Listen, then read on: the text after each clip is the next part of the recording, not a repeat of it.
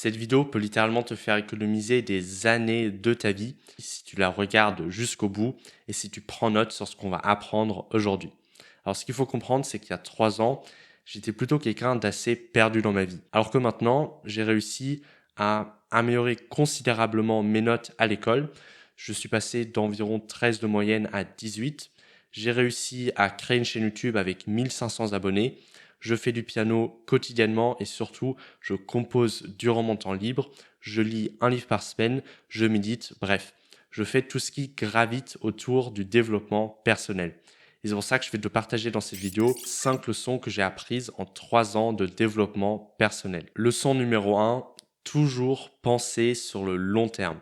En fait, je me suis rendu compte qu'avec tous les projets que je voulais lancer, comme par exemple ma chaîne YouTube, les actions que je faisais pour une gratification instantanée, pour le court terme, ne m'ont rien rapporté. Par exemple, pour ma chaîne YouTube, je me suis rendu compte que je réalisais certaines vidéos qui étaient uniquement là pour une réaction court terme, pour par exemple avoir beaucoup de vues maintenant, pour surfer sur une tendance, etc. Mais en fait, ces vidéos-là ne m'ont rien rapporté en termes de clients et en termes de viewers fidèles.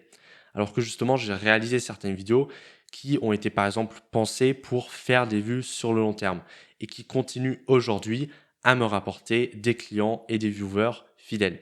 Et donc, en fait, maintenant, ce que j'essaie de faire, c'est de toujours penser sur les actions que je vais pouvoir faire pour le mois dans 10 ans. Il faut en fait que j'aligne 100% de ma vie à mon futur. Du coup, dans cette première leçon, je vais te donner 7 manières pour améliorer le toi dans 10 ans. La première manière pour améliorer son futur, c'est de créer des systèmes. Alors, un système, c'est très large. Le système, ça peut par exemple être l'environnement dans lequel tu te trouves. Essaye par exemple d'optimiser ton environnement pour mieux travailler, par exemple. Un système peut également être quelque chose que tu vas automatiser. Par exemple, tu peux automatiser le fait de faire à manger en prévoyant à l'avance ce que tu vas faire. Ou par exemple, tu peux automatiser le ménage en par exemple achetant un robot aspirateur. Bref, tu peux essayer d'améliorer plein de choses dans ta vie qui vont peut-être te coûter de l'argent et du temps maintenant, mais qui sur le long terme vont te rapporter des dividendes, entre guillemets, des dividendes. Même si là, on ne parle pas réellement d'argent, mais plus en termes de temps, même si l'argent peut également être une partie de l'équation. Donc, par exemple, pour mon business, eh bien, j'essaye, par exemple, d'avoir un document dans lequel je note pourquoi une vidéo a bien marché ou pourquoi une vidéo n'a pas bien marché. Ensuite, j'ai créé des templates qui me permettent d'être quasiment sûr de faire une vidéo qui va au moins ne pas faire un flop. Alors qu'avant, c'était plutôt aléatoire et j'avais aucune idée sur si une vidéo va marcher ou pas. Et donc, par exemple, un système, ça peut également être de créer un système pour retenir ce que tu vas lire. Par exemple, j'ai créé tout un système sur Obsidian, qui est un logiciel de prise de notes, dans lequel je stocke tout ce que j'ai appris. Eh bien, ça, c'est également un système, puisque ça me permet de me bénéficier sur le long terme, même si sur le court terme, je prends peut-être plus de temps à créer ce système. Donc vraiment, essaye de créer le plus de systèmes possible et d'investir tout simplement du temps et de l'énergie dans des choses concrètes qui vont durer dans le temps. Et si tu veux réussir à créer ton propre système pour retenir tout ce que tu lis, tu peux checker le premier lien en description. La deuxième manière d'améliorer ton futur, c'est d'améliorer ta santé. On ne se rend pas compte à quel point on est en mauvaise santé quand on est en mauvaise santé. Donc, si par exemple tu dors seulement 6 heures par nuit, eh bien, tu es tellement fatigué que tu ne te rends même pas compte que tu es fatigué. Et en fait, c'est la même chose pour, par exemple, ce que tu manges ou par exemple l'activité physique que tu fais. Si tu ne fais jamais de sport, tu ne te rends pas compte à quel point tu es fatigué et tu es faible. Et justement, le fait d'améliorer sa santé, ça va te bénéficier sur le long terme, mais également sur le court terme, parce que sur le court terme, tu vas également te sentir plus en forme, plus efficace, et sur le long terme, évidemment, tu vas vivre plus longtemps et tu vas surtout continuer à augmenter tes performances ou au moins à ne pas décliner aussi rapidement. Donc vraiment, améliorer sa santé, c'est, je pense, l'une des meilleures manières de penser sur le long terme parce que on ne sait pas à quoi le monde ressemblera dans 10 ans, mais si on sait que nous-mêmes, on est en bonne santé physique et mentale, eh bien, on sera beaucoup plus enclin à pouvoir s'adapter efficacement à ce monde qui change constamment. La troisième manière d'améliorer son futur, c'est d'apprendre tous les jours. En fait, je me suis rendu compte que dans ces 3 ans, Les moments dans lesquels je progressais le plus, c'est quand je lisais le plus de livres et que je consommais le plus de contenu qui tout simplement était utile. Et donc vraiment, essayer d'apprendre tous les jours, c'est vraiment un game changer total. Ensuite, essaye d'investir de l'argent dans ton futur.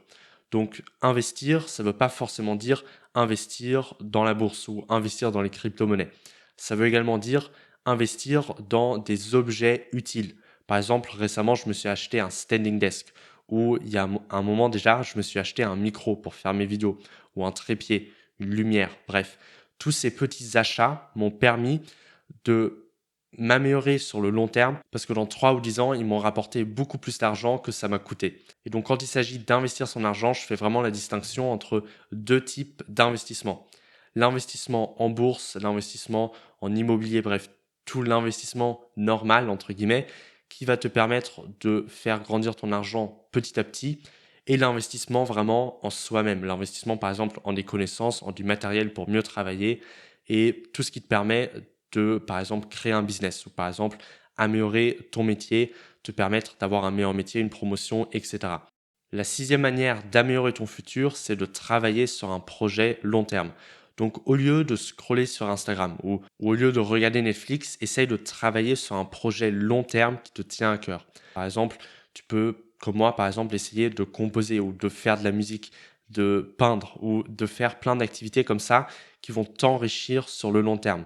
Et évidemment, tu peux également travailler sur un business. Je me souviens très bien que pendant un bon moment, je passais toutes mes soirées à travailler sur mes vidéos, sur les projets que je lançais avec ma chaîne YouTube, mes formations, etc. Et c'est ce genre de souvenir qui, de un, te fait plaisir parce que sur le long terme, tu te dis, ils m'ont vraiment apporté des résultats extraordinaires, mais surtout, tu te sens fier de toi-même parce que tu te dis, oui, j'ai travaillé même quand j'avais pas envie. Et ensuite, ça booste ta confiance en soi et c'est vraiment quelque chose d'extraordinaire de travailler sur un projet long terme en parallèle de ses études et de son travail. La prochaine manière dont tu peux améliorer ton futur, c'est d'essayer de constamment s'analyser, de constamment essayer de se demander qu'est-ce que l'on peut améliorer dans sa vie. Donc, par exemple, une manière dont tu peux améliorer ça, c'est par exemple de noter sur un carnet tous les soirs qu'est-ce que tu aurais pu améliorer dans ta vie. C'est ce que je fais par exemple. Et ensuite, tu te dis, OK, qu'est-ce que j'aurais pu mieux faire aujourd'hui? Qu'est-ce que je peux mieux faire demain pour devenir 1% meilleur? Bref, essayer constamment de s'analyser, de voir qu'est-ce qu'on peut améliorer en soi, quelles sont les faiblesses que l'on a, quelles sont les forces également que l'on a, et d'essayer, à partir de cette analyse, de s'améliorer constamment. Ensuite, la dernière manière d'améliorer son futur, c'est de se créer des habitudes positives. Donc, essaye constamment d'améliorer tes habitudes et d'essayer d'éliminer tes mauvaises habitudes. Si tu veux réussir justement à créer des meilleures habitudes et à constamment améliorer tes habitudes, n'hésite pas à regarder cette vidéo dans laquelle je t'explique comment tenir toutes tes habitudes sur le long terme. Ensuite, on attaque tout de suite la deuxième leçon que j'ai apprise en 3 ans de développement personnel. Organise-toi. Je ne me rendais pas compte à quel point c'est important de vraiment être une personne organisée.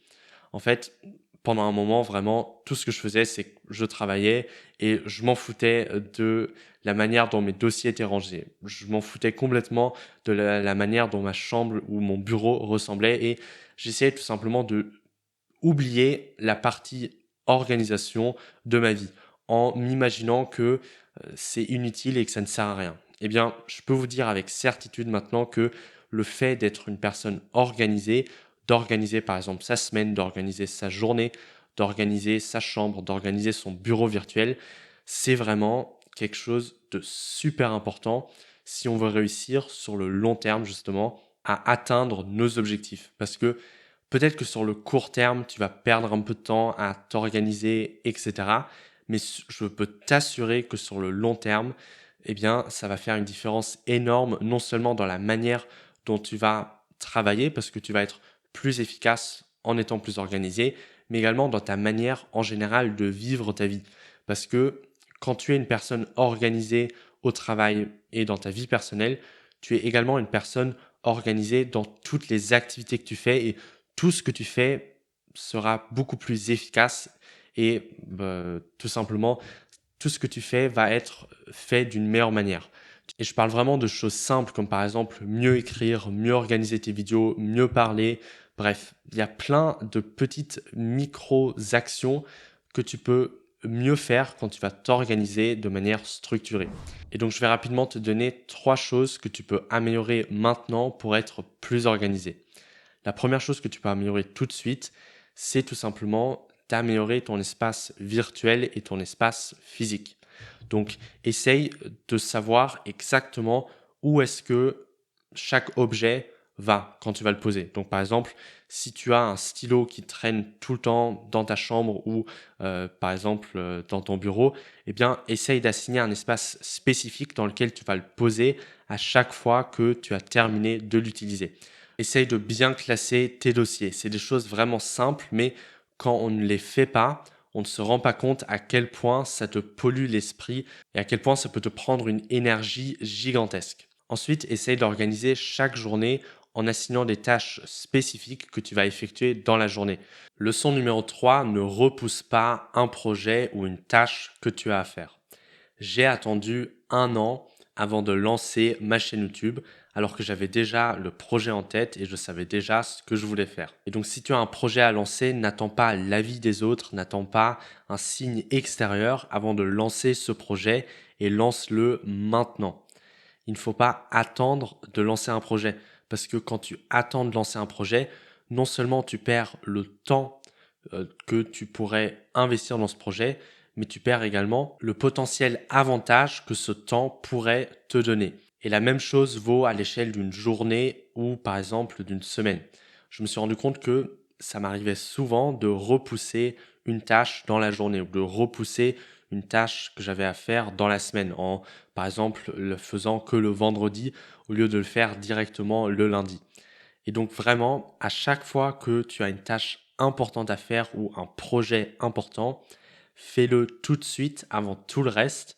Et ensuite, tu seras beaucoup plus détendu par rapport au reste de ta journée et de la semaine et de ta vie en général si c'est un grand projet que tu lances.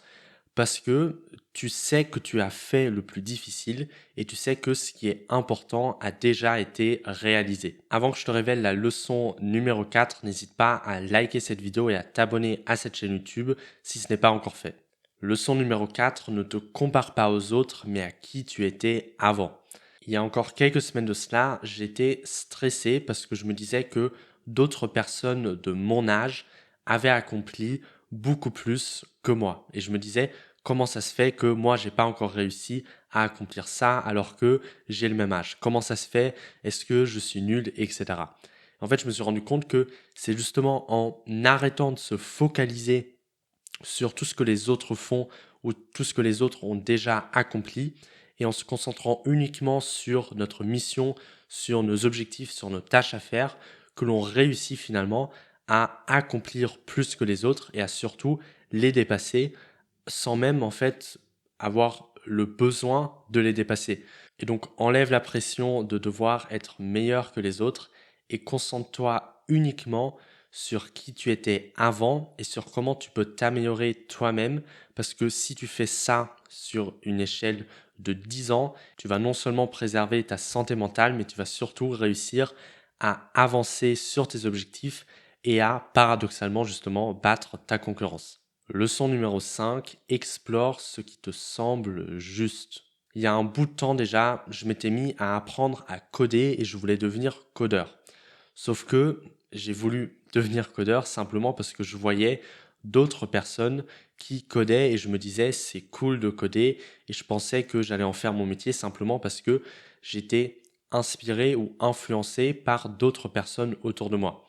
Alors qu'il y a d'autres projets comme par exemple le piano ou ma chaîne YouTube qui ont été lancés parce que j'avais décidé moi-même de manière intrinsèque de le faire parce que j'avais suivi cette voie en tant qu'inclinaison naturelle. Donc, essaye d'identifier qu'est-ce que le destin veut que tu accomplisses. Essaye d'identifier quelles sont les activités ou quels sont les projets que tu souhaites lancer, non pas parce que tu as vu d'autres personnes le faire, mais parce que toi, tu as envie de le faire, parce que je peux te garantir que c'est ces projets-là qui non seulement vont t'apporter le plus de résultats, mais surtout les projets dans lesquels tu vas le plus t'épanouir. Ça ne veut pas dire que ces projets vont être faciles. C'est pas facile tous les jours quand je fais du piano et que j'arrive pas à apprendre un morceau ou par exemple que je travaille beaucoup pour ma chaîne YouTube. Mais ce qui est certain, c'est que c'est un projet dans lequel je me sens bien parce que c'est un projet que j'ai choisi de faire et qui est lié à mes inclinaisons naturelles. Alors évidemment, du coup, ce conseil sera différent pour chaque personne puisque chaque personne a des inclinaisons naturelles différentes.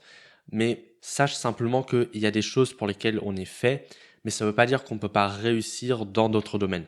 Ça veut simplement dire que c'est plus facile pour nous de réussir dans certains domaines. Mais en fait, n'importe quelle voie peut être réalisée par une personne. Donc ce conseil n'est pas à prendre au pied de la lettre, mais en tout cas pour moi, j'ai remarqué que ce que j'avais envie de faire pour moi et pas pour les autres, c'était en général la meilleure voie.